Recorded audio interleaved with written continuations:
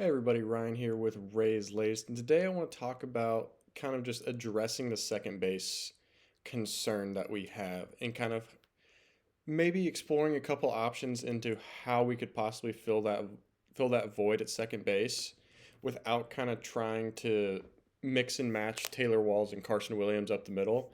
And I've seen a lot of kind of articles and things of nature talking about moving Taylor Walls to second base, which I, from just a utility perspective, I think he could play second base at a very high level, and I'm not really sure that Carson Williams might have the ability to kind of transition over to second base like that. But I just don't think you can take Taylor Walls off of short just solely because a defensive shortstop is so much more important than a good defensive second baseman, and I will live by that for the rest of my baseball days. And so I've kind of been doing some free agent research into some possible additions at the second base position that Tampa Bay could get for really cheap. And the first one I kind of want to talk about is Luis Rengifo, and he had a pretty down year in 2025. He hit 238 with around about a sub 600 OPS and a 335 slugging. So it's he only hit 9 homers, 43 RBIs. And so it's a significant drop from what he has been in his previous years. And in he every year prior the past 3 seasons prior to this past year, he has had an OPS above 700 every single year, and a slugging percentage over 400. So the power is there. The bat to ball is not necessarily the highest that it could be compared to Brandon Lyle's bat, but just from a pure production standpoint, he's a free agent. He was in a contract year, and his defense is better than Brandon Lyle's. He in games he played second base last season, he fielded 988, and he had 252 chances and only made 3 errors. So that increase in defensive production, and I know from a Tampa Bay perspective, we need people that can hit. I understand. I get it. And I think that Renjifo is a better option all around from a fielding perspective and from the possibility of being a good hitter. And I think that just this down year going into kind of a contract year, he won his previous arbitration cases.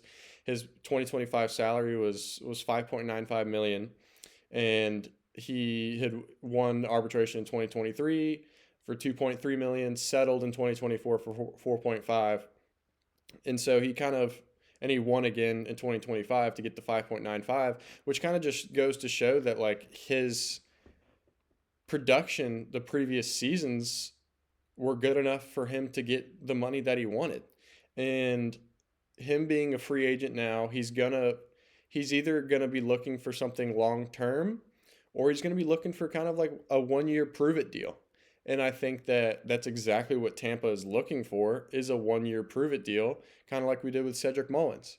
You give him 1 year, you give him $7 million, and you're like, hey, like if you perform and you are what we want you to be, and your salary expectations are kind of in our range, like we'll keep moving forward with you, but you don't hold any baggage when it comes to these 1 year prove it deals. And I know those deals are not ideal because you just go through the same situation every single offseason with trying to fill the void and trying to re-sign, and it just becomes a never ending circle of just revolving doors with contracts and with trades and free agency. And it is frustrating not having a guy locked down for multiple years. And I think that a guy like Renjifo could be realistically in the $5 to $7 million range for a season, and I think that that's affordable with the Rays' kind of pocketbooks right now. And I think that the possibility of kind of signing him to a free agent deal wouldn't be the craziest thing in the world, and I wouldn't be opposed to it. And the next guy I kind of want to talk about is Willie Castro. And I've always been a fan of Willie Castro just from his utility perspective. He's a switch hitter, He has a career batting average of about 245 with a 4 WAR in his career. And he had a down year this past season. He had a negative point .1 WAR, only hit 226.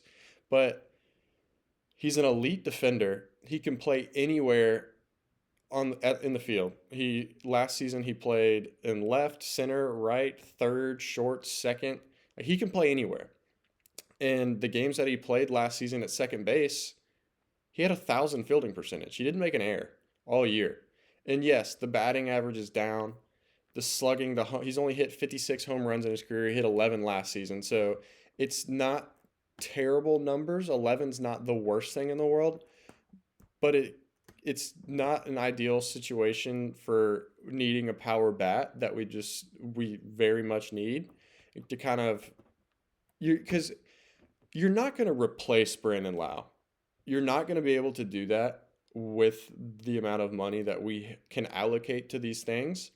And I think that being able to kind of not necessarily moneyball it all together, but find the right guy or guys that can kind of mimic similar production for a very good market value. And I think Willie Castro was getting paid $6.4 million last year in an arbitration deal. And he got traded to the Cubs in July, and his batting average just tanked when he went to Chicago. It was not good. But it's another one of those things where he's 28. Renjifo's also 28. Like they're young guys. And in the baseball world, 28 is not necessarily the youngest, but Brandon Lau's in his 30s. So it's like that guy just signed a contract extension with the Pirates.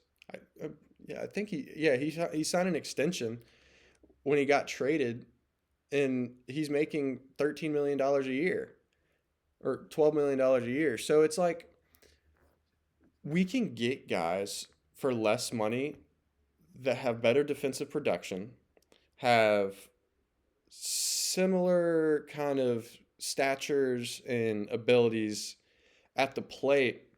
And I think Castro being a switch hitter is one of the biggest factors as well. And I think that just being able to just get as much production as you can from these guys is what you really want. And I think that Rengifo and Willie Castro have the possibilities to kind of surge from what they were in 2025 and be the best versions of themselves in Tampa. And I think that at the end of the day, these are two names that we should be really looking out for and kind of patrolling this free agent market to get a second baseman. And I think that the whole idea of just moving either Walls or Williams to second base is I don't think that's going to work. And I think that being able to go out and get a second baseman for $5 to $6, $7 million would be fantastic for the Rays. But you guys let me know what you guys think. And I hope you guys had a fantastic New Year's. I know I did. And you guys have a great one.